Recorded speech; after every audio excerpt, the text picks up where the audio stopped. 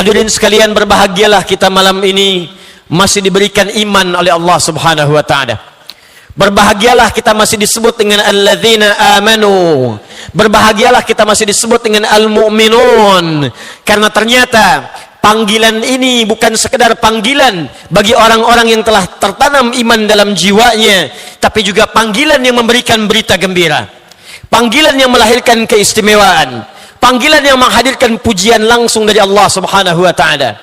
Tidak disebutkan dalam Al-Qur'an panggilan iman kecuali memberikan selamat, ucapan kebahagiaan, karena ia telah memiliki setengah daripada kunci surganya Allah Subhanahu wa taala. Quran surah kedua Al-Baqarah ayat ke-25, paling kanan sebelah atas posisinya di mushaf. Wa basyiril ladzina amanu wa 'amilus shalihat anna lahum jannatin tajri min tahtihal anhar. Allah berfirman, wa basyiril ladzina amanu, Muhammad, berikan kabar gembira kepada siapa ya Allah? Alladzina amanu, kepada orang-orang yang telah memiliki iman dalam jiwanya. Wa 'amilus shalihat, kemudian imannya membimbing dia untuk mengumpulkan amal saleh. Anna lahum jannatin tajri min tahtihal anhar, bagi mereka itu berikan kabar gembira sebelum mereka wafat. Jadi ada orang yang diberikan kabar gembira oleh Allah sebelum ia wafat. Anna lahum jannatin tajri min tahtihal anhar. Anna menggunakan huruf taukid.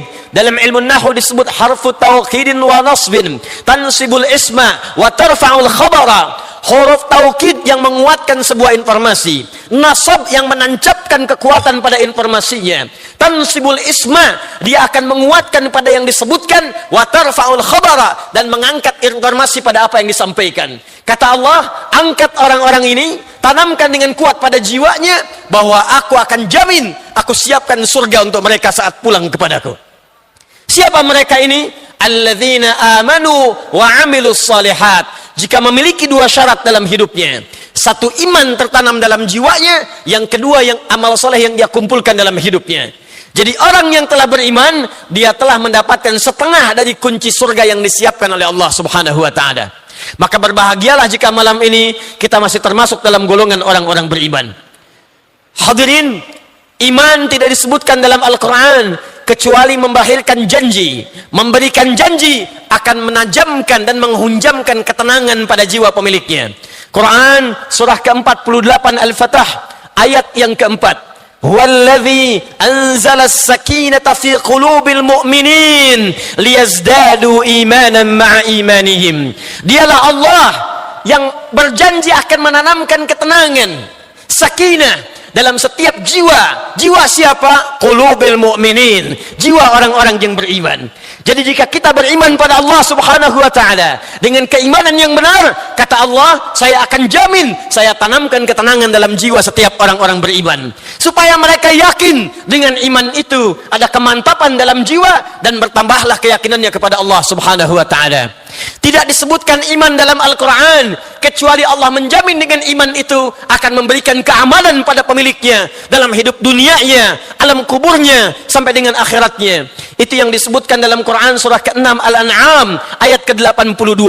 Alladzina amanu wa lam yalbisu imanahum bizulmin ulaika lahumul amnu wa hum muhtadun. Allah berjanji, sungguh jika ada orang-orang yang beriman itu, apakah dia besarkah, kecilkah, disebutkan dengan alladzina 1080 kali dalam Al-Quran. Ismun mausulun yadullu alal jam'il jam'iyyah. Isim mausul, kata sambung, kadang menunjuk pada objek tanpa batasan. Besarkah, kecilkah, tuakah, mudakah, lelakikah, perempuankah, kayakah, cukupkah, kata Allah, aku tak peduli sepanjang dia punya iman dan tidak mencampur adukan imannya dengan perbuatan zalim dalam berbuat maksiat, maka aku akan jamin orang itu akan mendapatkan keamanan dalam kehidupannya. Sudah dia dijamin surga, sudah dia mendapatkan ketenangan di jiwanya, dan dijamin aman selama hidupnya. Dunianya aman, alam kuburnya aman, dan akhiratnya aman.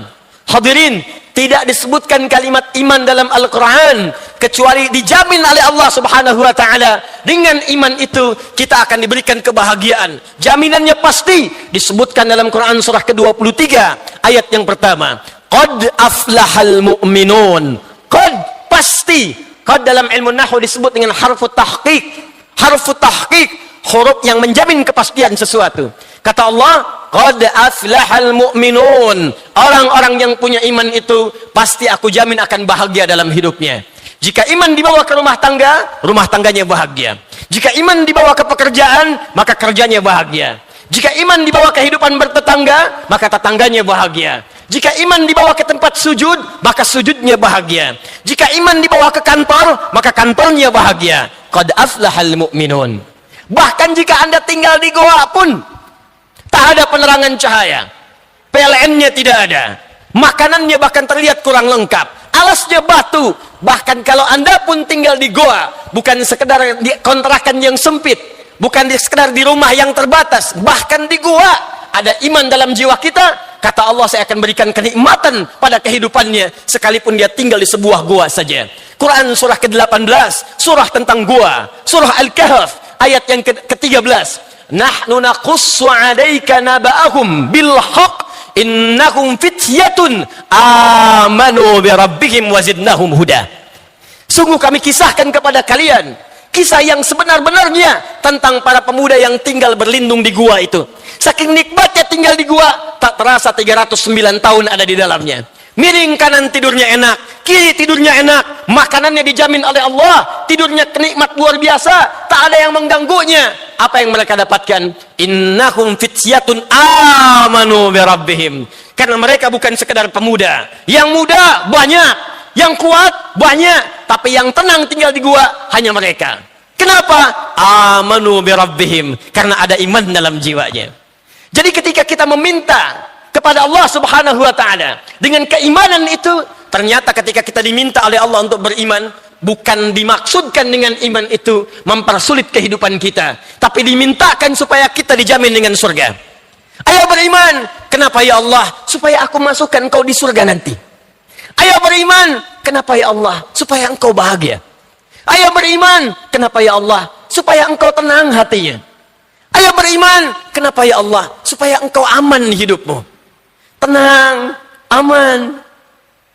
Ayo beriman. Kenapa ya Allah? Supaya nyaman kehidupanmu. Karena itu tidak pernah disebutkan kalimat panggilan iman. Ya ayyuhalladzina amanu. Disebutkan 68 kali dalam Al-Quran. Ya ayyuhalladzina amanu. Tidak pernah disebutkan kalimat ini dalam Al-Quran ketika disampaikan pada para nabi dan para sahabat radhiyallahu ta'ala anhum, pada Nabi Muhammad sallallahu alaihi wasallam dan kepada seluruh sahabat-sahabatnya, kecuali mereka akan menyambut gembira. Turun ayat ya ayyuhalladzina amanu, mereka tidak akan bertanya apa yang akan diturunkan, tapi yang pertama kali muncul dalam jiwa mereka, alhamdulillah, Allah masih menyebut kami orang-orang beriman. Siap ya Allah, sami'na wa ata'na. Apa yang kau perintahkan? Kutiba alaikumusiyam. Tak ada pertanyaan lagi, mereka kerjakan puasanya. Ya ayyuhalladzina amanu, alhamdulillah ya Allah, engkau masih menganggap kami beriman. Apa perintahnya ya Allah? Aufu bil ahd, aufu bil uqud. Tepati janji. Siap ya Allah. Setiap muncul kalimat orang-orang beriman, maka muncul kebahagiaan dalam jiwanya. Sekarang pertanyaannya, apakah iman yang kita miliki sampai malam ini sudah membuat hati kita tenang? Jangan-jangan kita mengaku beriman, tapi gelisahnya itu masih banyak tertanam dalam jiwa. Ustadz belum datang sampai maghrib, masih gelisah. Sampai isya belum datang, bikin status. Ustadznya belum datang, masjidnya gerah ya. Lantas di mana imannya kita simpan? Sedikit macet, langsung bikin status. Surabaya macet ya. Dan tidak melahirkan solusi. Lantas di mana iman yang dijanjikan melahirkan ketenangan itu? Di mana iman yang dijanjikan melahirkan keamanan itu? Di mana iman yang dijanjikan melahirkan kedamaian hidup itu? Atau jangan-jangan iman yang dimaksudkan oleh Allah, yang ditanamkan pada jiwa kita, belum sepenuhnya kita hayati dengan benar, dan belum jadi bimbingan dalam kehidupan kita, sehingga belum meraih 5 hal yang dijanjikan tadi. Itulah yang menjadikan kita insya Allah akan membalas dan membahas pada malam hari ini apa yang dimaksudkan esensi iman dalam Al-Quran dan Sunnah yang kita bisa bawa dalam kehidupan sehingga melahirkan 5 hal yang tadi dijanjikan. Mari kita bahas dengan tenang. Silahkan posisinya dinyamankan sehingga kita bisa fokus untuk membahas apa yang telah kita uraikan dan kita janjikan dalam tema kita dalam kesempatan malam hari ini. Siap insyaAllah? Baik. Pertama saya minta maaf tadi masuk. Saya mencintai Anda semua alhamdulillah. Dan saya menyayangi Anda semua tanpa kecuali insyaAllah. Dan saya juga merasakan rasa sayang yang sangat luar biasa. Mohon izin tadi ada yang ingin bersalaman, ada yang juga ingin meluk sebagian dari ikhwan. Mungkin karena kondisinya tidak memungkinkan, ada yang sedikit terdorong atau mungkin sedikit bagian yang boleh jadi kurang nyaman. Saya memohon maaf dengan sebesar-besarnya tanpa mengurangi cinta dan sayang saya kepada Anda semua insyaAllah. Baik. Allahu Akbar. Bismillahirrahmanirrahim. Tersebut dalam Al-Quran, jika seorang yang beriman menginginkan 5 kemuliaan tadi yang dijanjikan, 1, diberikan ketenangan dalam jiwanya. Yang kedua, dijamin kebahagiaan dalam hidupnya. Yang ketiga, dijamin keamanan dalam kehidupan di 3 alamnya, dunia, alam kubur, akhirat. Yang keempat, dijamin kenikmatan dalam hidupnya walaupun hidup di suasana yang sangat terbatas. Rizkinya kelihatan terbatas. Di rumah nampak terbatas, tapi tenang, enak hidupnya seperti pemuda yang di gua itu. Dan yang kelima, mendapat berita gembira masuk surga sebelum dia wafat. Maka untuk mewujudkan itu, tersebut isyarat dalam Al-Quran, setidaknya orang-orang yang beriman itu mesti memenuhi 2 syarat utama seperti tersebut dalam Al-Quran dan Sunnah Rasulullah SAW. Syarat itu yang coba kita akan bahas di pertemuan malam hari ini, dan mudah-mudahan keluar dari masjid ini, selesai di pertemuan ini, kita semua mendapatkan 5 hal yang dijanjikan insyaAllah. Tidak cukup dengan amin, kita belajar dulu. 1, orang-orang yang beriman itu disebutkan oleh Allah Subhanahu wa ta'ala mesti mengaktualisasikan, menerjemahkan, mengamalkan pengertian iman itu sesuai dengan yang dimaksudkan Al-Quran. Karena ada orang-orang yang mengatakan saya beriman tapi tidak mengamalkan pengertian imannya seperti pengertian yang diinginkan Al-Quran. Apa pengertian iman yang diinginkan oleh Al-Quran? 1 kalimat saja yang dimaksudkan iman dalam Al-Quran, bahkan ditetapkan dalam kaidah bahasa Arab, la yuzkarul imanu illa bima'na al-yaqini bila syakkin. Tidak disebutkan kalimat iman bahkan dalam Al-Quran kecuali mengandung arti keyakinan tanpa ragu. Yakin, jangan ragu. Yakin, tidak boleh ragu. Karena itu ketika disebutkan kalimat iman pertama dalam Al-Quran, maka kalimatnya disandingkan dengan kalimat yakin tanpa ragu. Al-Baqarah ayat yang kedua sampai 3. Dzalikal kitabu la raiba fi hudal lil. Siapa hudalil muttaqin itu? Ayat 3-nya. Alladzina yu'minuna bil ghaib. Jadi ketika Allah membuka dengan kalimat alladzina yu'minuna bil ghaib, orang-orang yang yakin pada Allah walaupun tak nampak dalam pandangannya, bagaimana dia bisa yakin itu? Kata Allah, la raiba fi, jangan pernah ragu. Al-yaqin bila syak, mesti yakin, jangan pernah ragu sedikit pun. Kata Allah beriman pada Al-Quran, yakin, jangan ragu. Kata Allah beriman pada seluruh perintahku, yakin ya Allah tanpa ragu. Kata Allah beriman pada semua larangan-laranganku, yakin ya Allah tanpa ragu. Jadi ketika Allah mengatakan kalian beriman, jadi orang-orang beriman, maka syarat yang pertama yang diinginkan oleh Al-Quran, ketika iman telah sampai dalam jiwa kita, maka hadirkan keyakinan dalam jiwa, jangan pernah muncul keraguan sedikit pun pada apa yang disampaikan oleh Allah Subhanahu wa ta'ala. Jelas? Fokus. Tapi ternyata keyakinan tanpa ragu ini tidak pernah kemudian hadir dalam kehidupan, kecuali kaidahnya jika seseorang ingin yakin dengan imannya, mesti iman itu kaidahnya harus sampai kepada hatinya, bukan hanya hadir di lisannya. Karena yakin itu pekerjaan hati, bukan pekerjaan lisan. Makanya orang sering mengatakan, sudah mantap belum hatimu menerima lamarannya? Sudah mantap belum hatimu menerima pinangannya? Dari mata turun ke hati.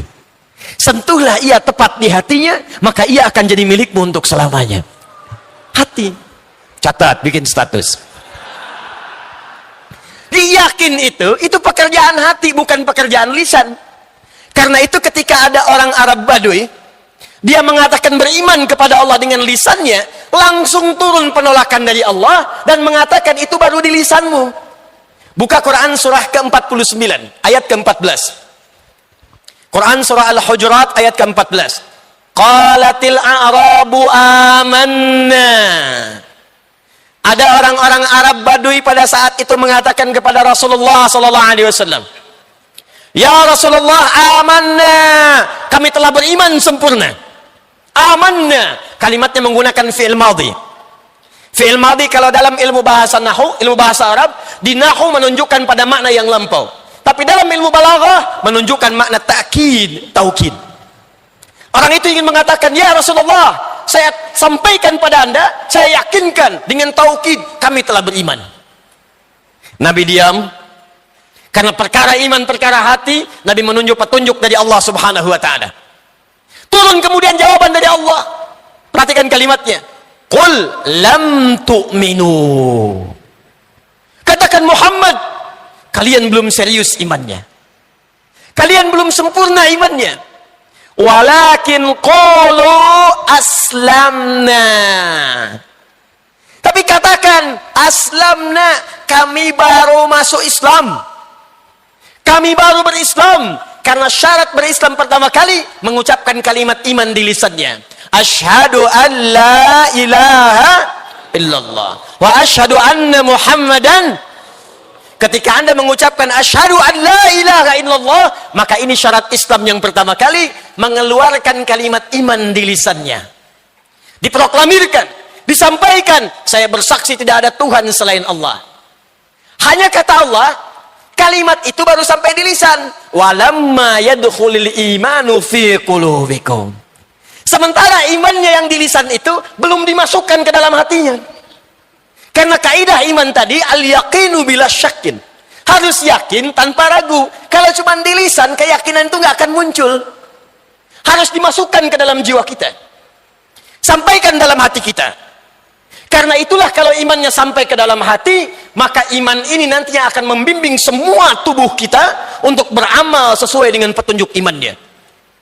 Jadi kalau ada iman dalam jiwa kita, di lisan dimasukkan ke dalam hati, nanti iman yang dalam hati ini akan membimbing seluruh tubuh kita. Mata kita akan dibimbing menggunakan iman, telinga kita dibimbing menggunakan iman, lisan kita dibimbing menggunakan iman, tangan kita dibimbing menggunakan iman, sampai ke kaki kita. Karena itu Al-Imam Al-Bukhari, Muhammad bin Ismail bin Ibrahim bin Al-Mughirah bin Al-Bardizbah Al-Ju'fi Al-Bukhari Al-Khurasani Al-Uzbekistani mengarang sebuah kitab yang disebut dengan Al-Jami' As-Sahih Al-Musnad Al-Mukhtasar min umuri Rasulillah sallallahu alaihi wasallam wa sunanihi wa ayyamihi. Coba ulangi. Disingkat dengan Sahih Al-Bukhari. Sahih Al-Bukhari berisi 97 pembahasan. Jadi di Sahih Al-Bukhari itu ada 97 pembahasan, 97 kitab. Bab yang keduanya setelah kitab Badul Wahyi disebut dengan Kitabul Iman. Beliau membuka kalimat Kitabul Iman berisi 57 hadis. Beliau sampaikan di pembukaannya, Al-imanu qaulun wa amalun. Al-imanu qaulun wa amalun. Iman itu pertama diucapkan dengan lisan, tembus ke dalam hati, dari hati ini akan dibimbing menjadi amalan dalam kehidupan. Karena itu ketika Allah menyebutkan fungsi tubuh kita, sebelum disebutkan fungsi tubuhnya, maka disebutkan kalimat imannya. Contoh, Quran surah ke-24 An-Nur, ayat 30 untuk laki-laki, 31 untuk perempuan. Kita punya mata. Apa fungsi mata? Melihat. Bagus. Tapi ternyata kambing pun melihat. Ternyata elang pun melihat. Dan mata elang lebih tajam dibandingkan kita. Elang naik ke atas udara, di atas Surabaya, anak ayam kelihatan. Anda naik pakai Garuda, di atas langit Surabaya, Anda sendiri tak nampak. Tapi celakanya mata elang tidak dihisap, mata kita dihisap. Quran surah ke-17 ayat 36. Wala taqfu ma laysa laka bihi ilmun, innas sam'a wal basara wal fuada kullu ulaika kana anhu mas'ula. Hei, jangan cepat mengikuti apa yang tidak engkau tahu ilmunya. Sungguh pendengaranmu, pandanganmu, matamu, dan apa yang kau fikirkan satu saat akan dihisap oleh Allah Subhanahu wa ta'ala. Karena mata ini dihisap, maka dibimbing oleh iman kita bagaimana cara mata ini melihat supaya hisapnya ringan di hadapan Allah Subhanahu wa ta'ala. Maka turunlah kalimat imannya sebelum kalimat fungsi matanya. Quran surah 24 ayat 30 untuk laki-laki. Ini yang membedakan mata kita dengan mata kambing. Ini yang membedakan mata kita dengan mata elang. Ini yang membedakan mata kita dengan mata binatang.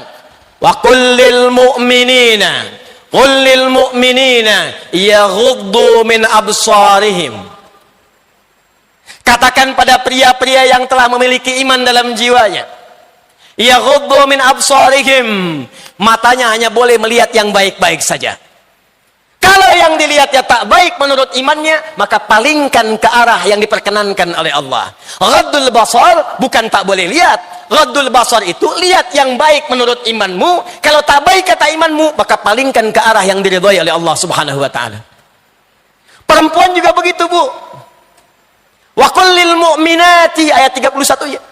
Dan katakan pada perempuan-perempuan yang punya iman dalam jiwanya, yaghdudna min absarihinna, maka imannya akan membimbing matanya untuk melihat yang baik-baik saja. Jikalau mata kita ini benar-benar dibimbing iman, ada iman dalam jiwa kita, maka mustahil mata ini akan dipakai melihat yang tidak baik. Gambar-gambar yang tidak baik lewat. Buka handphone, lihat Facebook, ada aurat terbuka, palingkan. Bahkan kata Al-Quran di Quran surah ketiga ayat 133, paling kanan sebelah atas di mushaf, wari'u ila maghfirah. Ada orang yang bergegas langsung istighfar, mengoreksi dirinya. Ada sara'a, ada sa'a, itu beda. Anda mau Jumatan kalimatnya pakai sa'a. Quran surah ke-62 ayat ke-9, paling kiri sebelah atas di mushaf.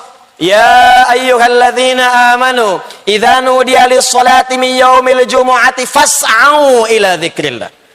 Tapi ketika diminta istighfar pakai sara'a, wasari'u. Tuh. Kalau dilihat mushaf terjemahannya sama. Jika sudah diseru di hari Jumat, segeralah Anda untuk bersiap-siap menunaikan Jumat. Ali Imran 133, bersegeralah untuk istighfar. Kenapa yang satu menggunakan sara'a, yang kedua menggunakan sa'a? Terjemahannya sama. Kalau menggunakan sa'a, fas'au, itu artinya bersegera tapi dengan bersiap-siap sebelumnya. Makanya ketika dipanggil Jumat, adzan Jumat jam 11:30, ayo bergegas, tapi siap-siap dulu. Dari jam 11, siap-siap dulu. Ada yang dari jam 10, mandi dulu, pakai minyak wangi dulu, siap-siap incar saf pertama. Itulah Jumat, fas'au. Tapi kalau Anda berbuat maksiat kemudian istighfar, kata Allah, seketika berbuat maksiat, seketika istighfar. Jangan menyiapkan istighfar di tempat dan waktu berbeda. Siang berbuat maksiat, entarlah nunggu tahajud istighfarnya sambil malam hari khusyuk. Tiba-tiba asar meninggal. Maksiat di malam hari, segera tobat di malam hari, jangan tunggu subuh. Tiba-tiba di waktu fajar sebelum masuk ke subuh, wafat. Karena itu kalimatnya menggunakan wasari'u. Ada orang matanya tak sengaja dia lihat ke dalam handphone, tiba-tiba muncul gambar yang tidak bagus untuk dipandang. Padahal Anda memalingkan saja, imannya sudah bagus, pertanda ada iman dalam jiwanya. Gambar tak bagus, lewat. Iman ada. Tapi ada orang yang imannya begitu kuat, saat dipalingkan, istighfar keluar dari lisannya. Astagfirullahaladzim. Itu mantap. Yang bahaya, memang istighfar, tapi mata tak berpaling. Astagfirullah. Ustaz. Astagfirullah. Salah ini. Salah, tapi tetap dilihat. Ini yang sering terjadi nih. Lewat jalan ada videotron, aurat dibuka, astagfirullah. Istighfar kok nggak noleh. Kesempatan pertama. Mata. Berapa kali mata ini berbuat maksiat? Jadi kita koreksi sampai malam ini, kalau iman kita benar, barangkali itu yang tidak membuat diri kita jauh dari kebahagiaan. Barangkali itu yang membuat diri kita itu jadi jauh dari rahmat Allah. Barangkali itu yang membuat diri kita itu, mohon maaf, belum siap bekal kita untuk ke surga. Allah sudah berikan setengah kunci surga. Kenapa tidak gunakan dengan kebaikan? Kenapa kita tidak manfaatkan untuk menggunakan kunci itu menata hidup kita dengan baik? Siapa yang ingin ke surga boleh angkat tangan. Masya Allah. Boleh turunkan lagi. Yang surganya Firdaus boleh angkat tangan. Masya Allah. Yang ingin dengan Rasulullah SAW di surga boleh angkat tangan. Masya Allah. Silakan turunkan. Yang tak punya dosa boleh angkat tangan. Yang dosanya kecil boleh angkat tangan. Yang agak banyak boleh angkat tangan. Oh, saking banyaknya tak bisa angkat tangan. Tapi kan ini aneh teman-teman. Dosa banyak ingin ke surga Firdaus lagi. Jadi kita itu memang sadar ada bekal yang belum kita kumpulkan. Pertanyaannya status iman kita sampai malam ini ada di mana? Itu baru mata. Mata turun ke lisan. Sebelum lisan disebutkan fungsinya, disebutkan juga kalimat imannya. Quran surah 49 ayat 11. Ya ayyuhalladzina amanu, imannya dulu. La yaskhar qaum min qaum. Ayat 12. Ya ayyuhalladzina amanu, imannya dulu. La yaghtab ba'dukum ba'da. Sebelum disebutkan fungsi lisannya untuk berbicara, maka turun kalimat imannya dulu. Kata Allah, hei orang-orang yang telah beriman, kalau imannya sudah masuk ke dalam jiwamu, sudah tertanam dalam kalbumu, maka iman itu akan membimbing lisanmu untuk menjauhi perbuatan-perbuatan yang tercela dalam lisan. Jangan saling mencela. Aikipi, beda kunut saling mencela. Satu kunut, yang satu nggak kunut, sibuk saling mencela. Akhirnya masjidnya kosong. Yang salah itu kan yang nggak sholat subuh. Beda bismillah, satu jahar, satu sir. Yang satu kencang, yang satu silent. Ribut, ada yang saling mencela. Yang sepakat itu kan yang kalau nggak sholat itu yang salah.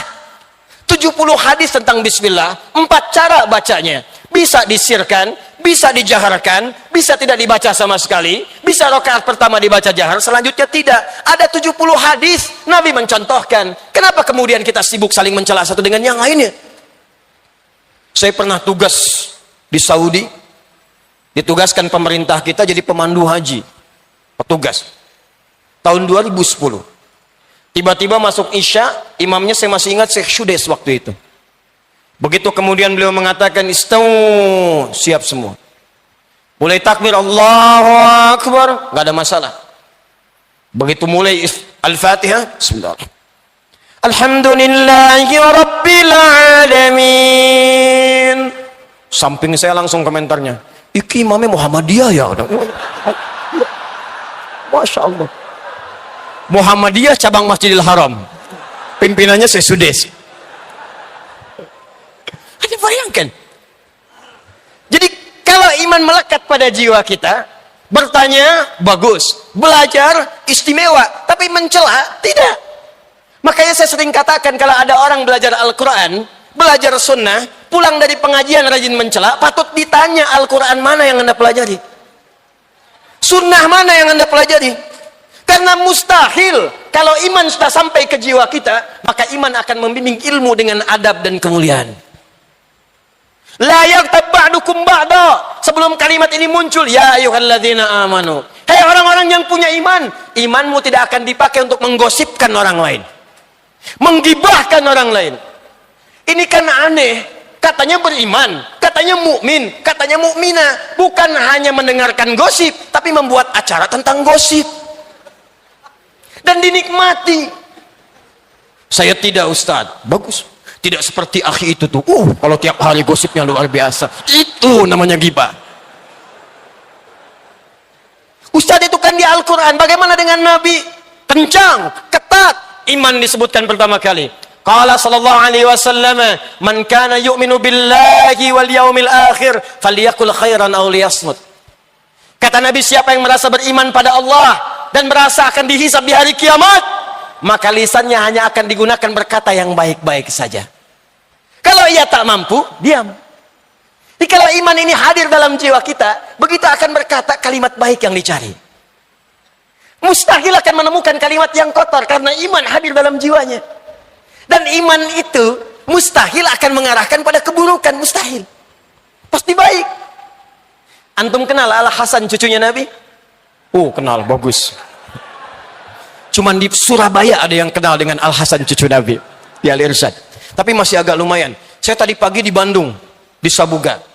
Dari jam setengah 11 sampai jam setengah 12, hampir jam 12. Ada yang kenal Fir'aun. Ibu-ibu. Ibu kenal Fir'aun? Kenal, katanya. Di sini Al-Hasan. Taib. Al-Hasan itu diantara yang akhlaknya mulia. Banyak menyebutkan mirip-mirip dengan Rasulullah SAW. Akhlaknya, kecintaannya pada Al-Quran, bahkan di wajahnya. Allahumma salli wa sallim wa barik ala Rasulullah SAW. Punya anak diberi nama dengan nama datuknya Muhammad. Napak tidak sepeninggal Nabi. Dalam masa fitnah kubra, beliau berjalan dengan putranya dicaci maki di perjalanan. Kamu begini, dicaci maki habis. Bukan satu huruf, bukan satu kalimat, satu buku dikumpulkan. Beliau menyimak dengan tenangnya. Fantalaqa, maka orang itu pergi. Faqala ibnuhu, maka anaknya Muhammad berkata pada bapaknya, ya abati lima lam tarud. Ada abi, ada buya, ada abati, beda. Abi panggilan hormat. Hormat kita kepada orang tua. Buya panggilan sayang. Sayang kita kepada ayah kita atau sayang kepada sosok tertentu walaupun dia bukan ayah kita, tapi kita menyayanginya karena keistimewaan yang melekat pada dirinya. Bisa ilmu, bisa akhlak. Buya Hamka bukan ayah kita, tapi keilmuan dan akhlaknya kita menyayanginya.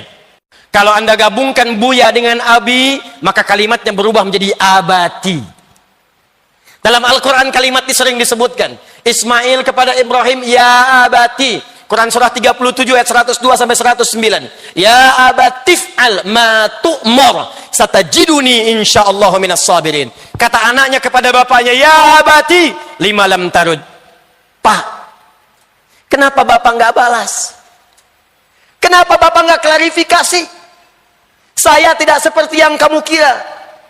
Kamu pun tidak sebaik yang kamu ucapkan. Kenapa bapak nggak balas? Perhatikan apa yang dijawab oleh Al-Hasan. Allahu Akbar. Wa ana la adri kaifa arud. Ya abati lima lam tarud, Pak. Demi hormat dan sayang nanda pada bapak, kenapa nggak dibalas? Kenapa nggak diklarifikasi? Kata Al-Hasan, wala adri kaifa arud. Bapak tuh nggak tahu bagaimana cara balasnya.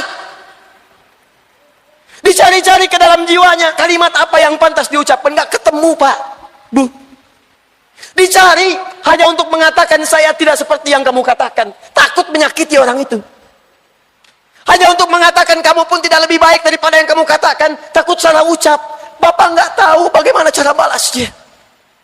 Cucu Nabi SAW, pemuda penghulu ahli surga.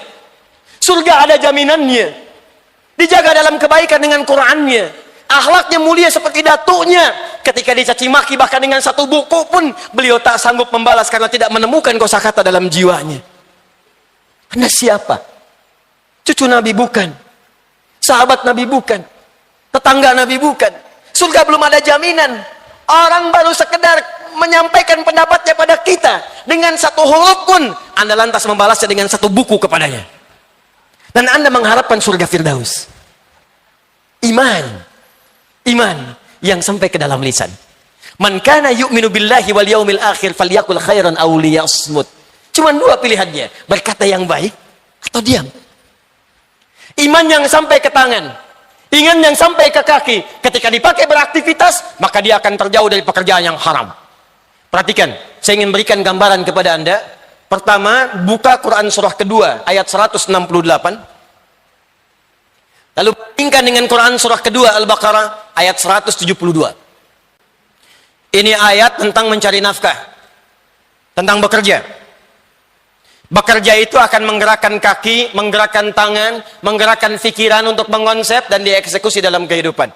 Ketika Allah membuat hukum universal, agar semua manusia bekerja untuk kenyamanan hidupnya di dunia. Maka kalimatnya menggunakan an-nas. Disebutkan 241 kali dalam Al-Quran. Nas. Al-Baqarah ayat 168. Ya ayyuhan nasu. Nas.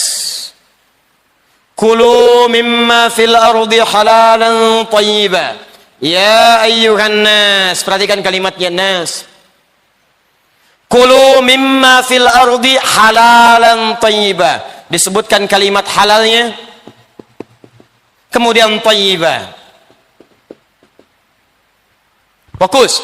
Hei semua manusia. Ya. Disebutkan 360 kali dalam Al-Quran. Harfun nida. Linida'il qarib wal mutawassit wal ba'id. Huruf untuk memanggil. Baik yang dekat, yang menengah ataupun jauh. Ayyuha. Disebutkan 150 kali dalam Al-Quran. Ayyunya munada taukid. Haknya hak tanbih. Taukid menguatkan, hak mengingatkan. Hei semua manusia. Saya ingatkan hak. Saya tegaskan ayyu.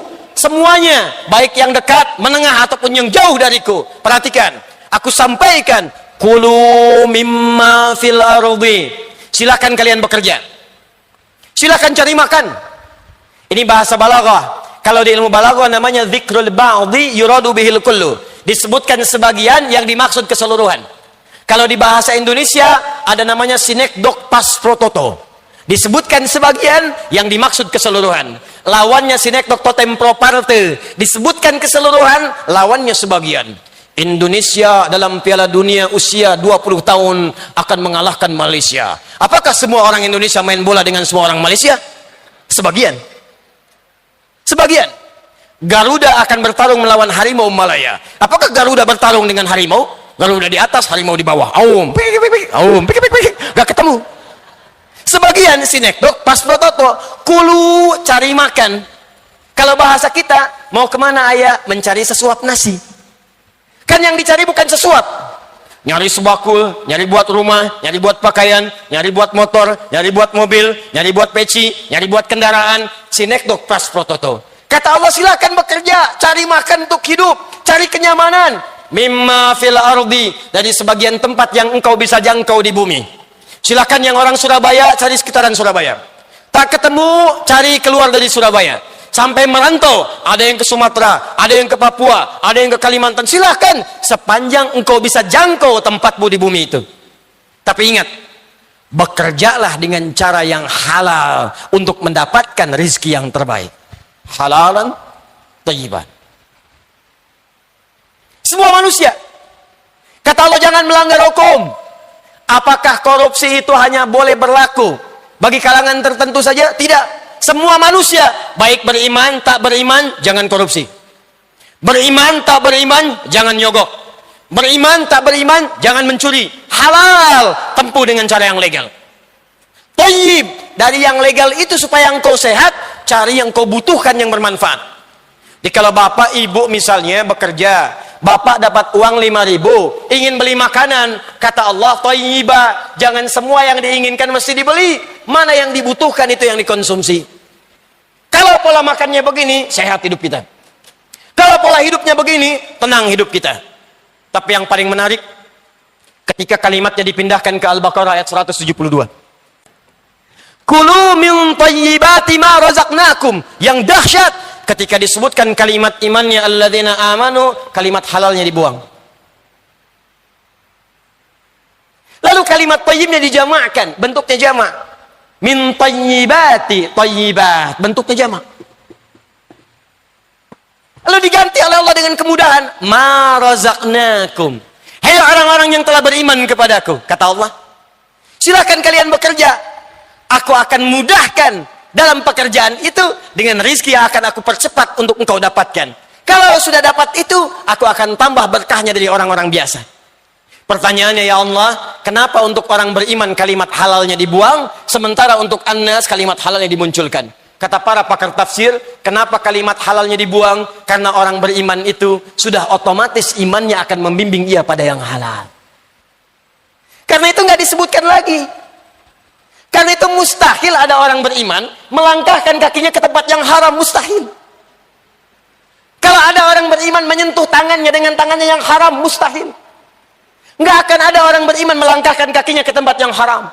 Mustahil orang beriman menyentuh dengan tangannya yang haram. Proyek haram nggak akan disentuh. Tempat yang haram nggak akan dituju dengan kakinya. Kenapa? Karena ada iman dalam jiwanya. Qala an-nabiy sallallahu alaihi wasallam, Nabi sallallahu alaihi wasallam bersabda, la yasriqul mu'min indama yasriq fa huwa mu'min. Nggak akan pernah terjadi, mustahil ada orang beriman itu mencuri, korupsi, menyogok. Saat dia menyogok itu, saat dia akan korupsi itu, masih ada iman dalam jiwanya. Maksudnya iman dia itu akan menghambat dia berbuat maksiat. Anda bekerja di kantor sebagai pimpinan, pengawas, tiba-tiba datang bawahan minta tanda tangan.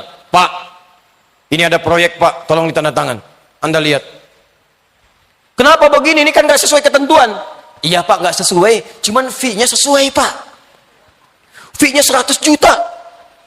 Maaf ya, saya ini orang beriman, jari saya jadi beriman, mustahil akan dipakai maksiat. Ditelunjuk-telunjuk beriman, mustahil dipakai maksiat. Ambil kembali, perbaiki. Iman. Datang lagi orang itu, Pak, sudah diperbaiki. Kok masih sama? Mana perbaikannya? Fee-nya diperbaiki Pak. Dari 100 juta jadi 1 miliar. Saya sudah katakan pada Anda, saya ini orang beriman, mustahil berbuat maksiat. Tapi tunggu, saya istikharah dulu. Tak ada pilihan. Jadi saya ingin katakan pada kita bagian pertama, kenapa kebanyakan orang-orang saat ini yang mengaku beriman dirinya, di KTP-nya tertulis Muslim, dia seorang Muslim, ditanya dia beriman, dia mengatakan beriman, tapi juga dalam imannya itu belum mampu membimbing dia untuk berbuat amal soleh. Ini artinya ada yang tidak sampai di kalimat lisan pada imannya kepada jiwanya. Belum sampai iman ke hatinya. Karena itu syarat yang kedua, kita agak cepat. Syarat yang kedua, timbul pertanyaan, ya Ustaz, bagaimana caranya memasukkan iman itu ke dalam hati? Supaya saat iman itu tertanam di dalam jiwa kita, maka ia akan membimbing kita untuk mengerjakan kebaikan dari ujung kepala sampai ujung kaki. Maka ini bagian yang kedua yang Allah langsung jawab dalam Al-Quran. Bagian pertama, harus beriman yakin tanpa ragu. Yang kedua, kalau sudah yakin tertanam dalam jiwa, maka kerjakan syarat yang kedua ini. Syarat kedua inilah yang menjadikan iman kita sampai ke dalam jiwa, sampai kita merasa yakin tanpa ragu. Yuk kita mulai. 2. Jika ada yang menginginkan imannya sampai ke dalam jiwanya, sehingga dia punya keyakinan tanpa ragu, kalau sudah yakin tanpa ragu, maka semua perintah Allah hanya diucapkan dengan lisannya dengan kalimat yang pendek. Sami'na wa ata'na. Sami'na wa ata'na. Kami dengar ya Allah, siap taat. Laksanakan ya Allah. Laksanakan ya Allah. Siap ya Allah. Puasa, siap ya Allah. Salat, siap ya Allah. Tahajud, siap ya Allah. Sami'na wa ata'na. Kenapa? Karena dia yakin tanpa ragu dalam setiap apa yang Allah perintahkan pasti ada kemuliaan untuk kehidupannya. Cara yang kedua, jika Anda ingin cepat menanamkan iman dalam jiwa dan punya keyakinan tanpa ragu, maka rumusnya dalam Al-Quran selalu berlatih untuk meningkatkan takwa kepada Allah Subhanahu wa ta'ala. Karena itu setiap disebutkan kalimat iman, seringkali disandingkan dengan kalimat takwa. Kita ambil satu ayat puasa, Al-Baqarah 183. Ya ayyuhalladzina amanu kutiba alaikumus siyam kama kutiba alal ladzina min qablikum la'allakum tattaqun. Takwa. Kalimat iman pertama Al-Baqarah ayat 3 dibuka dengan kalimat takwa yang ayat 2-nya.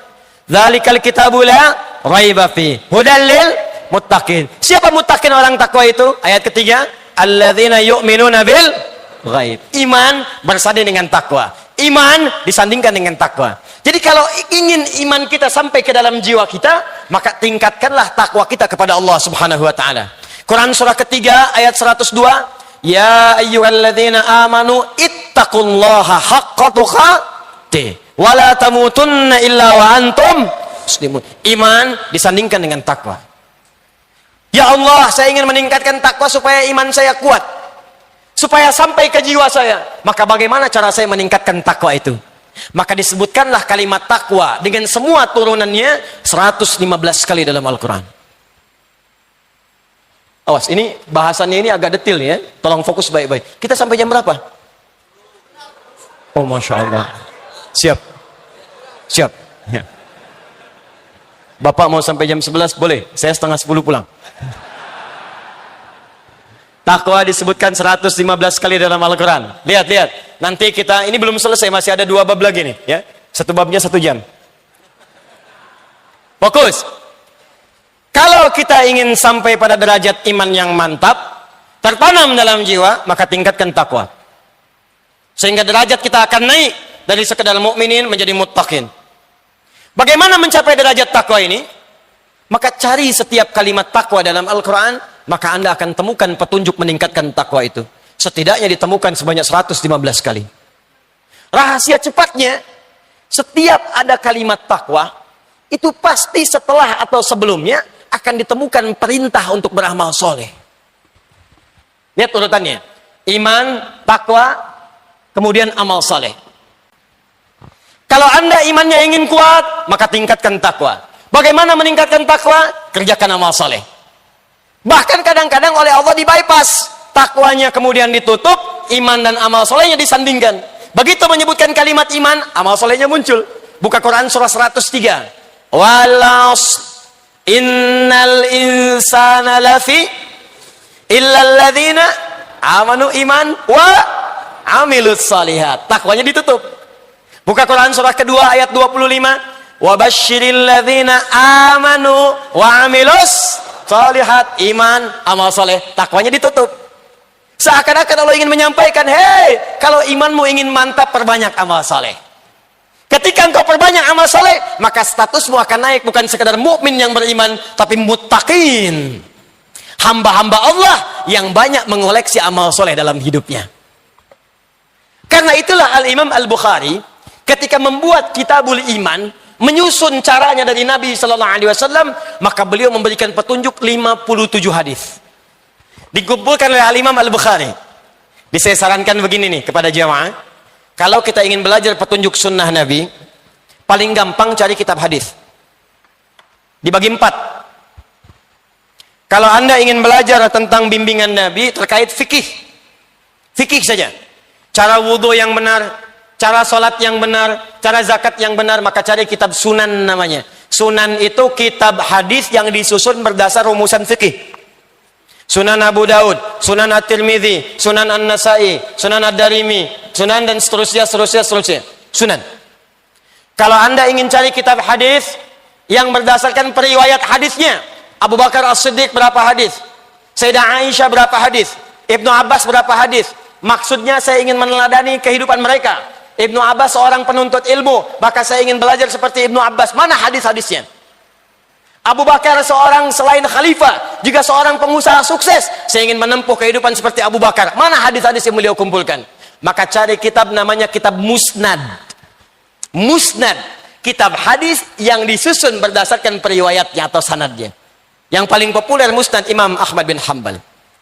Kalau Anda ingin mencari hadis dengan urutan yang sangat kompleks, babnya banyak.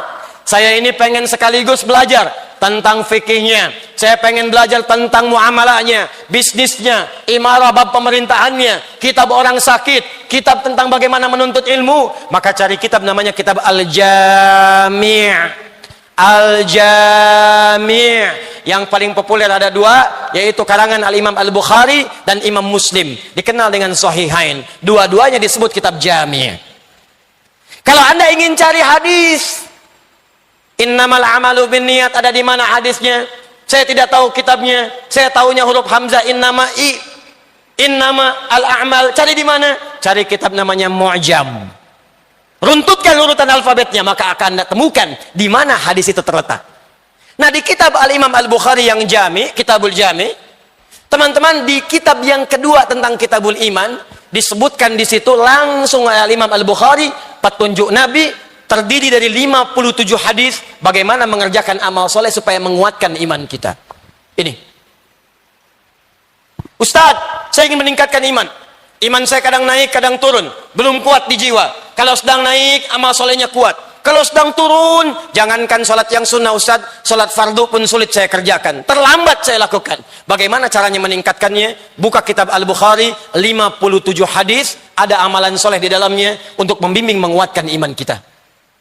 Nah, amalan ini yang coba saya keluarkan dengan ringkas malam ini Anda tuliskan, besok bikin kurikulum untuk dilaksanakan. Siap insya Allah? Takbir. Yang ingin imannya meningkat boleh angkat tangan. Yang ingin imannya makin kuat boleh angkat tangan. Baik, Masya Allah, silakan turunkan. Saya tidak ingin kedatangan saya ke sini hanya sekedar duduk, ceramah, Anda dengar, langsung pulang. Saya tidak ingin seperti itu. Kalau Anda hanya ingin datang, duduk, mendengar, pulang, lebih baik Anda bisa belajar dengan siapapun. Saya tidak pernah datang ke majelis ilmu kecuali buat komitmen dengan seluruh jemaah, siap mengamalkan apa yang telah kita pelajari. Siap insya Allah? Mesti ada perbedaan antara datang dengan keluar. Mesti ada perbedaan antara masuk dengan pulang. Mesti beda. Karena itu tempat belajar dalam Al-Quran disebut dengan majlis. Jamaahnya disebut dengan majalis. Quran surah ke-58 ayat 11. Ya ayyuhalladzina amanu, iman. Idza qila lakum tafassahu fil majalis, majlis. Jika dikatakan padamu luaskan, share, luaskan tempatnya di majlis-majlis. Majlis berasal dari kata jalasa. Apa artinya jalasa? Bukan sekedar duduk. Karena dalam Al-Quran duduk itu pun disebut dengan qa'ada. Qa'ada yaqudu qu'udan. Quran surah keempat ayat 103. Fa idza qadaitumus salata fadhkurullaha qiyaman wa qu'udan. Bukan julusan. Asalnya bukan duduk. Asalnya berpindah tempat. Kalau Anda pindah dari karpet duduk, pindah ke kursi. Atau Anda berdiri, maka orang Arab akan mengatakan tafaddal ijlis. Pindah ke tempat yang lebih tinggi. Tapi kalau Anda sedang berdiri diminta duduk, pindah rendah. Atau dari kursi pindah ke karpet, orang Arab fasih akan mengatakan tafaddal qu'udan. Karena itu Anda salat berdiri, tak mampu berdiri, duduk. Qiyaman wa qu'udan, bukan julusan. Tak mampu duduk, berbaring. Wa ala junubikum, berbaring. Berbaring sulit, bergerak. Bergerak sulit dengan isyarat mata. Berkedip. Berkedip sulit, jadi sholatkan. Karena tiba pada puncaknya. Tempat orang duduk, saat berdiri kemudian duduk, disebut maq'ad. Maq'adun jamaknya maq'id. Karena itu ketika dia beraktivitas, pengen duduk, santai, disebut maq'ad. Orang pensiun disebut dengan taqa'ud. Karena aktivitasnya selesai. Tapi kalau duduk dia, menempatkan dia, mengangkat lebih tinggi dari sebelumnya. Mengangkat posisi lebih tinggi, lebih naik lagi. Maka tempatnya berubah dari maq'ad menjadi majlis dari kata jalasa. Kenapa tempat belajar disebut majlis ilmu oleh Al-Quran? Seakan memberikan isyarat. Mesti ketika Anda hadir di pengajian, tempat belajar, mesti mengangkat Anda dari sebelum masuk sampai pulang. Mesti beda posisinya, mesti terangkat. Apa yang pertama diangkat? Satu, iman. Yarfa'illahu alladhina amanu minkum. Kedua, ilmu. Walladzina utul ilma darajat. Karena itu ketika Anda masuk ke sini, belajar di majlis ilmu, ketika pulang iman kita mesti beda antara masuk dengan keluar. Mesti lebih kuat. Ilmunya mesti bertambah. Mesti paham. Kalau saya mengajar, Anda belajar dengan saya, tidak melekatkan diri Anda kepada Allah, tidak meningkatkan iman Anda, maka camkan kalimat saya ini. Tinggalkan saya dan cari ustadz-ustadz lain. Jika Anda belajar dengan saya, tidak menambah pengetahuan Anda, tidak meluaskan wawasan Anda, camkan kalimat saya. Tinggalkan saya, cari ustadz-ustadz lain. Karena saya tidak seperti yang diinginkan oleh Al-Quran. Mesti beda. Dan mustahil kita bisa meningkatkan iman dan ilmu kecuali kita paham dan berkeinginan mengamalkannya. Karena itu turunlah kemudian Quran surah ke-9 ayat 122. Wa ma kana al-mu'minuna liyanfiru kaffa falawla nafara min kulli firqatin minhum ta'ifah liyatafaqahu fid din. Cara belajar. Belum selesai. Waliyunziru qaumahum idza raja'u ilaihim la'allahum yahdharun.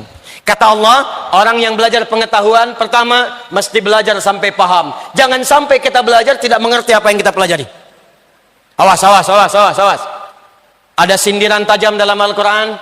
Kenapa mesti paham? Karena ilmu yang kita pelajari itu akan dipraktikkan dalam ibadah. Satu. Makanya disebut fikih, artinya paham. Karena itulah saat kita akan sholat, belajar dulu cara sholat, disebut fikih sholat. Fikih zakat, fikih haji. Maksudnya bukan sekedar belajar. Belajar sampai paham. Coba lihat sindiran Al-Quran. Tajam sekali walaupun halus. Kata Allah, ada orang sholat, bahkan tidak paham apa yang ia kerjakan dan ia lakukan dalam sholatnya. Ada orang sholat, gak paham yang dia baca dalam sholatnya. Berapa ribu kali Anda ruku? Berapa ribu kali Anda sujud? Sudah berapa lama Anda sholat? Pertanyaan saya, dari sekian ribuan kali ruku dan sujud, berapa persen bacaan sholat yang Anda pahami? Jangan-jangan selama ini kita sholat, kita nggak ngerti yang dibaca. Ruku nggak paham yang diungkapkan. Sujud tidak mengerti yang dibacakan. Bagaimana sholat kita bisa khusyuk? Bagaimana sholat kita bisa nikmat? Yang kedua kata Quran, setelah kalian mengerjakan pengetahuan itu, maka pulanglah, amalkan ilmu kalian, sampaikan pada orang yang tidak belajar di kampung-kampung kita itu. Maka jika ada orang yang belajar seperti ini, paham, komitmen mengamalkan, maka status belajarnya sama dengan mujahid fi sabilillah.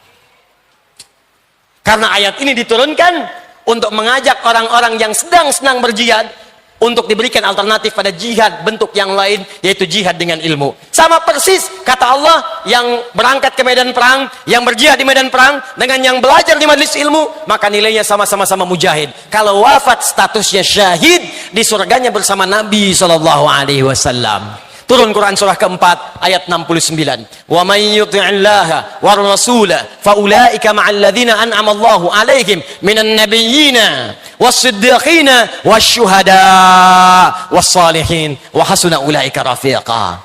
Saya ingin komitmen dulu. Siap insyaallah kita memahami? Siap mengamalkan? Ketika Anda mengatakan siap dengan keikhlasan hati kita, maka saat itulah status kita saat ini berubah menjadi mujahid fi sabilillah. Kalau wafat keluar majlis ini, seketika statusnya syahid syuhada. Masya Allah. Mau seperti itu? Jangan dulu, kita belum selesai talimnya. Tapi kita tidak bisa memilih. Ya. Awas, sebelum saya lanjutkan, tapi saya ingatkan. Jihad pun di medan perang, bukan asal-asalan kemudian mengangkat senjata dan melukai orang. Karena jihad asalnya bukan menyerang, tapi lebih kepada membela diri dalam kebenaran dan kebaikan yang dibenarkan oleh agama. Diingat, kalau ada yang ngajak-ngajak, ayo bom orang, tembak orang, tusuk orang dalam suasana yang tidak dibenarkan, maka jangan ikuti. Karena resikonya itu sama dengan pesan kafling di neraka jahanam. Quran surah An-Nisa, surah yang keempat, ayat 92 sampai 93. Wa may yaqtul mu'minan muta'ammida fajazauhu jahannam wa ghadiballahu alaihi wa la'anahu wa 'adda lahu 'adzaban 'azima. Siapa yang sengaja merencanakan pembunuhan apalagi pada satu orang beriman, maka dia sama saja sudah pesan kafling di neraka jahanam. Dia akan mendapatkan murka Allah, dilaknat oleh malaikat, dan dijanjikan siksa yang sangat berlipat. Orang beriman mana yang pesan kafling di neraka jahanam? Makanya mustahil ada orang beriman meledakkan diri di jalanan. Mustahil ada orang beriman tembak sana tembak sini dengan kalimat Allahu Akbar, dengan kalimat dan suasana yang tidak dibenarkan. Itu waktu bom di Jalan Tamrin itu duar terjadi. Saya sedang mengajar di Lampung. Langsung timbul pertanyaan, Ustaz, apakah bom di Jalan Tamrin itu termasuk jihad fisabilillah? Saya bilang, Pak, sependek pengetahuan saya, jihad fisabilillah itu jihad di jalan Allah, bukan di Jalan Tamrin. Ayo fokus ini. Iman, kuatkan dengan amal soleh. Apa saja amal soleh yang disebutkan oleh Nabi untuk menjelaskan petunjuk di Al-Quran supaya iman kita menguat. Al-Imam Al-Bukhari menghimpun di 57 hadis dalam kitabnya Al-Jami' At-Sahih Al-Bukhari yang juga mengintisarikan keterangan-keterangan dalam Al-Quran. Perhatikan, setidaknya ada beberapa amalan-amalan pokok yang kalau dikerjakan akan meningkatkan iman, bahkan memunculkan kenikmatan iman yang disebut dengan halawatul iman. Satu, saya agak cepat langsung ke eksekusi amalan. Amalan yang paling pokok, satu, salat. Karena itu ketika Allah menyebutkan kalimat iman pertama dalam Al-Quran, setelahnya langsung bersanding dengan kalimat salat. Al-Baqarah ayat 3. Alladzina yu'minuna bil ghaib wa yuqimunas shalah. Dan kalimat imannya berubah jadi fi'il mudhari. Dari amanu jadi yu'minun. Silakan lihat. Biasanya Allah panggil ya ayyuhalladzina amanu, ya ayyuhalladzina amanu. Yang ini spesial. Begitu kita diminta mengerjakan salat, kalimat imannya berubah menjadi fi'il mudhari. Alladzina yu'minun, bukan amanu. Fi'il mudhari punya 3 arti. Lebih bergerak dibandingkan fi'il madhi. Dalam bahasa Inggris disingkat dengan present, continuous, dan future. Sekarang, terus menerus, dan sampai kapanpun. Jadi ada amalan yang kalau kita kerjakan dengan baik, maka amal itu akan menjaga iman kita dari sekarang terus menerus sampai kapanpun saat kita kembali kepada Allah Subhanahu wa taala. Seakan Al-Quran ingin mengatakan, hei, kalian yang sedang beriman kepada Allah yang gaib, yang tak tampak dalam pandangan, kalau iman kalian ingin terus kalian pertahankan, terus kalian jaga, tertanam dalam jiwa, baik sekarang, terus menerus, sampai kamu kembali kepada Allah Subhanahu wa ta'ala, saya turunkan amalan yang kalau engkau kerjakan itu, maka akan hadirlah sifat iman seperti itu. Apa amalannya? Wa yuqimunas salat. Karena itu cek. Semua nabi yang pernah bertugas di bumi, semuanya sholat. Untuk mempertahankan iman mereka kepada Allah dan menunjukkan kepada kita. Saking pentingnya sholat, semua nabi sholat, Pak. Di sholat itu, ibadah pokok yang tidak hanya diperintahkan pada Nabi Muhammad SAW dan umatnya, tapi semua nabi yang pernah bertugas di bumi, semuanya sholat. Nabi Musa sholat. Buka Quran surah ke-20 ayat ke-14.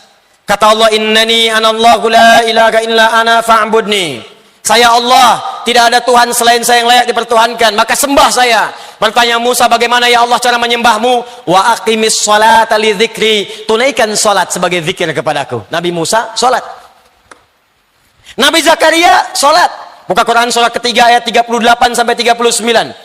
Hunalika da'a Zakaria rabbah qala rabbi habli min ladunka dzurriyyatan thayyibah innaka sami'ud du'a. Di mihrabnya itulah kemudian Zakaria berdoa kepada Allah Rabbnya, ya Allah anugerahkan saya keturunan. Mereka mengatakan saya nggak akan punya keturunan karena saya terbatas. Saya minta kepadamu yang tidak punya batas dalam pemberian, engkau pasti mendengar doa saya. Kapan doa itu disampaikan? Ayat 39-nya, fana'adatul malaikatu wa huwa qa'imun yusalli fil mihrab annallaha yubashshiruka bi Yahya. Maka datang malaikat memberikan kabar gembira, Allah menjawab doamu. Kapan doa itu disampaikan? Saat beliau sedang sholat, masih berdiri dalam sholatnya di mihrab. Nabi Zakaria sholat. Nabi Isa alaihissalam, Yesus Al-Masih, Mesiah, Nabi Isa sholat. Buka Quran surah ke-19 ayat 31 sampai 33. Nabi Ismail alaihissalam, kakek moyang yang Nabi Muhammad SAW yang ke-29 sholat. Buka Quran surah ke-19 ayat ke-55. Bahkan beliau meminta keluarganya semua sholat. Wa kana ya'muru ahlahu bis shalah. Urutkan sampai ke atas. Muhammad sallallahu alaihi wasallam bin Abdullah bin Abdul Muttalib bin Hashim bin Abdul Manaf bin Qusay bin Murrah bin Kilab bin Ka'ab bin Ghalib bin Fihr bin Malik bin Nadar bin Kinana bin Khuzaimah bin Mudrika bin Ilyas bin Nizar bin Mudar bin Ma'ad bin Adnan bin Addi bin Adri bin Muqawwam bin Nahur bin Tarikh bin Ya'rub bin Yasjub bin Nabit bin Ismail alaihi salam bin Ibrahim alaihi salam bin Azar atau bin Nahur bin Abir bin Kinan bin Arfakhshad bin Sam bin Nuh alaihissalam bin Mikhlail bin Matushalah bin Kinan bin Anwas bin Thith bin Adam alaihissalam. Kalau ditarik dari zaman Rasul Nuh alaihissalam sampai ke Muhammad sallallahu alaihi wasallam, maka muncul langsung satu ayat di Quran surah keempat An-Nisa ayat 163. Inna awhayna ilaika kama awhayna ila Nuhin wan nabiyyina min ba'di. Muhammad, kami berikan wahyu kepadamu, wahyu yang sama ketika kami turunkan kepada Nuh saat diangkat menjadi Rasul, dan nabi-nabi setelahnya sampai dengan kepadamu. Semua sholat. Dibayangkan, semua nabi sholat. Anda bukan nabi, nggak sholat. Anda siapa? Makanya ketika kalimat iman disampaikan dengan kebahagiaan, qad aflahal mu'minun, masih ingat? Orang beriman akan bahagia. Kapan dia bahagia? Teruskan ayatnya. Alladzina hum fi salatihim khashi'un. Salat. Makanya saat panggilan salat dikumandangkan, kalimat bahagianya muncul. Hayya 'alas shalah. Anda bertanya, ya Allah, kenapa saya mesti salat? Perhatikan jawaban Allah. Lewat suara muadzin itu. Hayya 'alal falah. Falah. Saya panggil kamu sholat supaya kamu bahagia. Supaya kamu sukses. Kamu nggak sholat semuka langit dan bumi, tidak akan menurunkan status saya sebagai Tuhan. Kamu sholat itu bukan saya yang butuh, kata Allah, kamu yang butuh. Makanya ketika Anda diminta sholat, kalimatnya oleh Allah dibuka dengan kalimat minta. Punya masalah apa? Minta sini, minta. Dan kalimat imannya disebutkan. Quran surah kedua ayat 153. Paling kanan sebelah bawah di mushaf. Al-Baqarah ayat 153. Ya ayyuhalladzina amanu, imannya dulu. Ista'inu bisabri wassalah. Kalau punya masalah, sabar terima. Lalu datang kepadaku lewat sholat, minta dalam sholat, aku kabulkan. Makanya setiap bacaan dalam sholat isinya doa. Dalam kitab fikih disebut as-sholatu hiya doa. Sholat itu adalah doa. Jadi kalau kita sering sholat dengan baik, imannya terangkat, doanya dijawab, hidupnya nikmat sholat. Bagaimana cara sholat yang benar yang bisa menguatkan iman?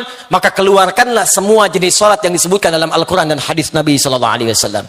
Ini kurikulum yang mau saya ajarkan. Yuk keluarkan semuanya. Kalau yang fardu nggak usah dicatat, yang fardu itu sudah otomatis.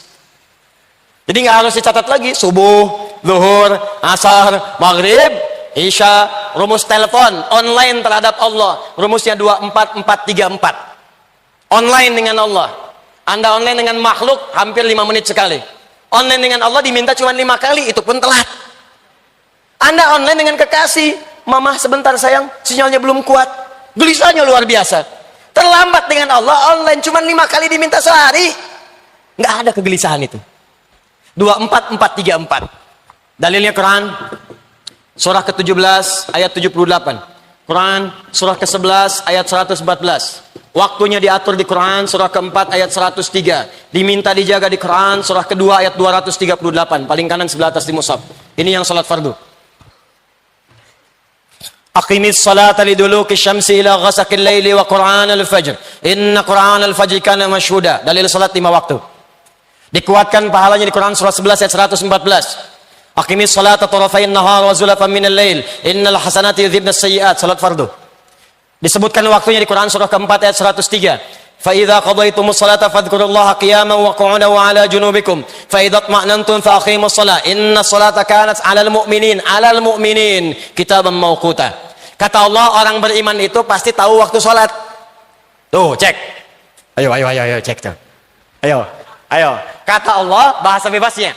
Orang beriman itu kalau benar imannya pasti tahu waktu salat. Ayo lihat sini. Subuh besok jam berapa? Sini, jangan lihat ke atas. Sini. 4. Oh, tuh. 341, 340, 440. 355. Terjadi perbedaan pendapat tentang waktu sholat subuh. Ini menunjukkan Anda berasal dari daerah yang tidak sama. Dan ini menunjukkan bahwa sholat itu benar perintah Allah, bukan karya manusia. Kenapa? Karena sholat itu satu-satunya ibadah yang akan terus dikerjakan selama 24 jam di muka bumi. Karena itu azannya terjadi perbedaan waktu. Surabaya selesai azan, Sidoarjo azan. Itu selesai azan, pindah lagi. Ternyata 24 jam gak pernah berhenti lafaz azan. Di Mesir selesai azan, Libya azan selesai, Tunisia azan. Tunisia selesai, Maroko azan. Maroko selesai, Aljazair azan. Nyebrang ke Mediterania, Italia, Spanyol, Prancis, terus 24 jam. Satu-satunya kalimat di muka bumi yang tidak pernah berhenti 24 jam azan. Kalau itu karya manusia, mustahil bisa demikian. Ini menunjukkan kebenaran risalah Islam. Dan ini menunjukkan sholat saking pentingnya 24 jam gak berhenti. Fardu. Orang beriman tahu waktu sholat. Karena itu kata Allah, kalau sudah tahu waktunya jaga, jangan ketinggalan. Muncullah Quran surah kedua ayat 238. Hafidhu ala sholawat. Hei, saling menjaga. Ingat. Kalimat Qurannya bukan ihfadhu. Kalau ihfadhu hanya ke satu orang. Jaga.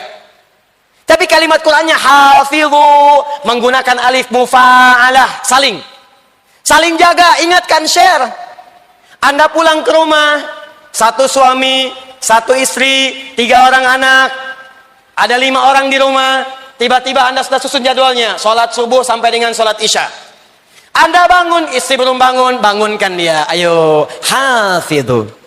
Anda istri bangun, anak belum bangun, ingatkan dia. Ayo, katanya ingin ke surga. Kalau perlu bikin menu sholat di meja makan Anda, simpan. Waktu sholat jam sekian. Itu yang dimaksud dengan hafidhu, saling menjaga waktu sholat.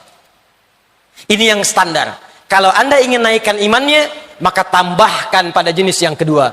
Keluarkan semua ragam salat di luar salat yang fardu, yang dikenal dengan nama nafilah, yang berhukum sunnah. Kalau Anda ingin berlatih meningkatkan iman ini, maka keluarkan jenis sholat yang kedua ini, yang disebut dengan sholat nafilah, yang hukumnya sunnah.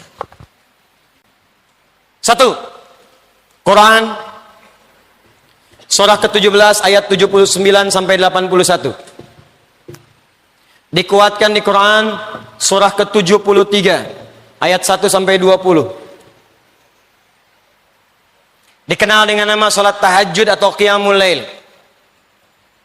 Orang beriman, maka dia akan mencoba untuk memaksimalkan salat tahajudnya. Kalau sulit ia kerjakan, maka ia sebut nama umumnya qiyamul lail. Apa beda tahajud dengan qiyamul lail? Kalau tahajud salat dikerjakan didahului dengan tidur terlebih dahulu. Dari kata hajada, aktivitas yang dikerjakan setelah tidur terlebih dahulu. Kalau ditambah tak dalam ilmu sharaf, itu menunjukkan kesungguhan, usaha yang serius. Kalau ada tak dalam sebuah kalimat, ini menunjukkan amalannya tidak mudah dilakukan. Kalau ditambah tasydid sebelum huruf terakhir, dari kata syiddah, sesuatu yang tidak mudah, butuh motivasi 2 kali lipat. Karena itu ketika sholat disebut dengan tahajud, Allah ingin menggambarkan tidak mudah menunaikan sholat ini. Mesti butuh motivasi 2 kali lipat. Wa minal laili fatahajjad bi. Hei, dari sementara malam setelah kamu tertidur, siap rencanakan bangun malam. Itu nggak mudah, karena itu usahakan dengan sungguh-sungguh. Mau jam berapa Anda sholatnya? Tadi subuhnya jam 3.40 misal, maka Anda ingin tahajud jam 2:30, jam 2.30. Siapkan, siap-siap, pasang alarm dari 1:30. Kalau perlu alarmnya 3 kali. Jam 1:30, jam 2 kurang seperempat, jam 2 lewat seperempat. Alarm pertama mematikan alarm kedua. Alarm kedua matikan alarm ketiga. Alarm ketiga siap-siap menghilangkan kantuk dulu. Tahajud.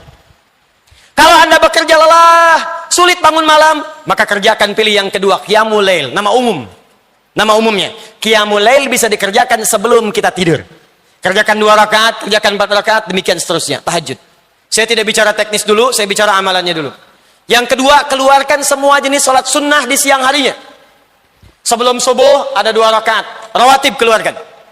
Sebelum zuhur 4 rakaat. Setelah zuhur 2 rakaat. Sebelum maghrib, setelah maghrib 2 rakaat. Setelah isya 2 rakaat. Keluarkan sholat mutlaknya. Ada yang dekat dengan sholat fardu, ada yang jauh dengan sholat fardu. Syuruk, awal duha, pertengahan duha, akhir duha. Sebelum asar 4 rakaat dari Ibnu Umar radhiyallahu taala anhuma. Sebelum maghrib kalau memungkinkan 2 rakaat. Sebelum isya 2 rakaat. Keluarkan semua jenis sholat yang bisa kita kerjakan. Kalau mampu Anda lakukan ini, maka demi Allah saya katakan, saya tutup untuk bagian yang pertama ini, saya tutup. Jika mampu Anda istiqomah mengerjakan sholat ini saja, saya belum bicara puasa, belum bicara zakat, belum bicara infak, baru sholat saja. Kalau benar Anda kerjakan ini dengan baik, maka akan terjadi perubahan dalam hidup Anda, maka muncullah kenikmatan iman yang pertama. Kalau di awal-awal Anda terlambat sholat fardu perasaan biasa-biasa, maka setelah membiasakan yang ini, tertinggal sholat sunnah pun hati Anda akan gelisah. Subuh jam 3:40, Anda bangun jam 3:35, 5 menit sebelum subuh, begitu Anda bangun, ya Allah saya terlambat, padahal subuh aja belum, karena Anda terbiasa menunaikan sholat sunnah. Terjadi perubahan. Dan yang paling hebat, ketika imannya mulai meningkat, ketika kemudian ibadahnya mulai meningkat, maka amal solehnya pun akan mulai muncul dalam hidupnya, akan terjadi perubahan dalam hidup Anda. Pada pandangan yang tidak bagus sudah nggak senang lagi. Pada harta yang haram sudah nggak senang lagi. Riba sudah nggak senang lagi. Sogok menyogok sudah nggak senang lagi. Sekarang yang senang semua yang halal-halal. Salat. Saya kira ini bagian pertama yang saya sampaikan. Kita jeda dulu. Barangkali ada beberapa hal yang ingin ditanyakan. Kalau tidak ada yang ditanyakan, kita jeda sebentar. Anda renungkan terlebih dahulu. Catat dengan baik. Nanti saya akan tunjukkan bagian terakhir. Amalan yang saya akan lompati langsung, amalan paling istimewa yang saat Anda kerjakan akan langsung meningkatkan iman, dan langsung saya akan bimbing malam hari ini dengan cara paling mudah, yaitu amalan mencintai Al-Quran. Kalau nanti ada waktu, saya akan coba ajarkan pada Anda cara cepat mudah menghafal Al-Quran. Dalam 5 menit Anda bisa hafal 5 ayat dengan nomornya, dengan halamannya, dengan posisinya dalam Al-Quran. Mau? Sekarang ada karantina di Bekasi. Hafal Quran 30 hari 30 juz. Alhamdulillah kemarin ada yang hafal 15 hari 30 juz. Ada nenek usia 64 tahun. Ya, sekarang sudah 6 juz. Ada rekor paling tinggi. Seorang perempuan dari daerah yang sangat terpencil, yang nggak semua orang tahu, bahkan belum tentu bisa dikunjungi. Dia hafal Quran 7 hari 30 juz. Allahumma salli ala sayyidina Muhammad. Saya jeda sebentar. Kalau ada yang ingin ditanyakan, atau barangkali teman-teman yang tergabung di 32 masjid atau di official dimanapun Anda berada, jika ada pertanyaan bisa dikumpulkan di panitia untuk disampaikan. Jika tidak ada, saya akan tutup dengan bagian yang terakhir, cara cepat mendekat dengan Al-Quran untuk meningkatkan iman kita kepada Allah Subhanahu wa Ta'ala. Teman-teman, ada amalan, dan ini bagian terakhir yang saya sampaikan. Sebetulnya ini amalan banyak ini, cuman karena waktu kita terbatas, insya Allah lain waktu kita akan susun kembali. Ada amalan yang saat dikerjakan bukan sekedar hanya meningkatkan iman, tapi pertama akan memberikan jaminan dari Allah langsung bahwa hidup orang ini selama di dunia akan dijamin kemudahan oleh Allah Subhanahu wa Ta'ala. Di alam kubur akan dipelihara jasadnya utuh sampai menghadap kepada Allah. Dan di hari kiamat ketika dihisab, langsung diberikan mahkota sebagai penghargaan dalam kepalanya, diberikan gelang-gelang emas di tangannya, dipakaikan jubah di badannya.